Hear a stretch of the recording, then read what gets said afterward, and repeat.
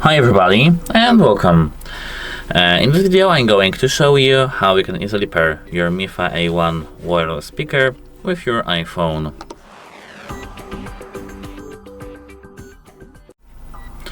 Firstly, we have to head over settings, and now we have to enter the Bluetooth over here.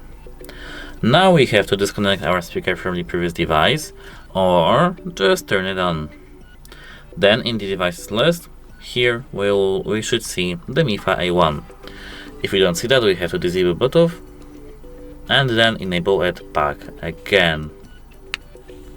As you can see, it's here. We have to tap our speaker in devices list. Now it's moved to my devices list. That's it. Hope it helps you and goodbye.